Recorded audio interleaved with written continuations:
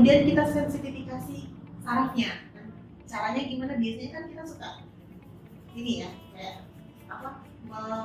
Menggosok-gosok tangannya bisa ya, kemudian kakinya juga bisa gitu, dan melonggarkan jalan nafas. Pastikan kadar oksigen yang masuk mumpuni atau cukup. Segera dibawa ke fasilitas layanan kesehatan yang ada fasilitas oksigennya. Nah, kalau memang misalnya nyeri banget ya, tadi kan sinkopu, pingsan. Nah, kalau misalnya nyeri sekali ya, aktivitas flebotominya dihentikan. Kemudian kalau nyerinya muncul setelah jarumnya terlepas, setelah proses pengambilan flebotomi terjadi, itu sudah masih nyeri banget. Nah, kita bisa pakai kapas alkohol ataupun kompres air es. Jadi kita bisa pakai untuk meredakan nyerinya. Boleh juga memakan, boleh juga meminum obat-obat anti nyeri yang bisa dibeli di pasaran seperti Penama dan lain sebagainya. Nah, kemudian kalau misalnya bengkak, yang bisa banget, nah itu kita bisa pakai kompres es batu. Nah, kita bisa pakai kompres es batu. Nah, biasanya nih orang-orang awam tuh mereka maunya pakai seperti minyak-minyak tertentu ya. Nah, kalau saya sih nggak menyarankan ya, karena kalau minyak-minyak tertentu dia akan lebih merangsang pembengkakannya sehingga dia akan lebih besar. Jadi jangan pakai minyak tertentu, cukup kompres es batu atau air es. Nah, berikutnya hari berikutnya boleh kompres air hangat.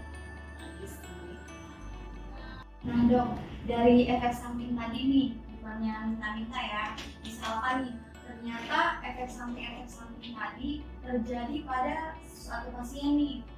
Kira-kira penanganan apa saja ya yang bisa kita lakukan, atau tindakan pertama mungkin yang bisa kita lakukan untuk mencegah hal tersebut terjadi? Ya. Nah, memang semua efek samping kalau tidak ditangani dengan serius ataupun tidak ditangani dengan cepat, pastilah ujungnya cepat atau lambat itu akan bersifat merugikan, bahkan membahayakan nyawa. Ada beberapa kasus ya, misalnya pengambilan darahnya bukan di fasilitas pelayanan kesehatan ya, kemudian tidak disertai dengan teknik-teknik yang benar sehingga pasiennya bisa jadi sinkoп misalnya ya, sinkop atau pingsan. Nah, bisa juga itu mengakibatkan kerusakan saraf.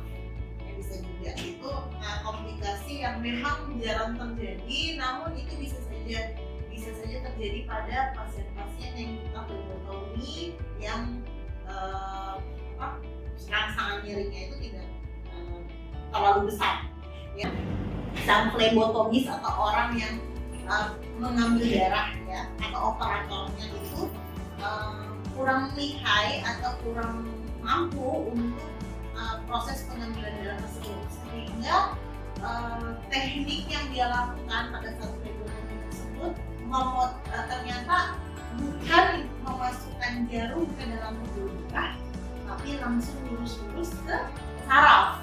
Nah, itu bisa terjadi kerusakan saraf, misalnya pasiennya jadi kerak, kemudian rasa baal di tangan, jadi sehingga tanpa kita sadari jarum tersebut melukai saraf, sehingga orang tersebut kehilangan fungsi tangannya atau fungsi organ yang dibawa pembuluh darah tersebut.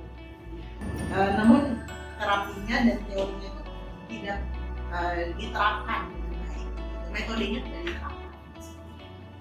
Terima kasih dokter atas penjelasannya tadi. Semoga apa yang disampaikan dokter saat ini dapat bermanfaat untuk kita dan sobat healthy semua. Jadi jangan takut untuk pengambilan darah. Terima kasih. Dadah sobat healthy.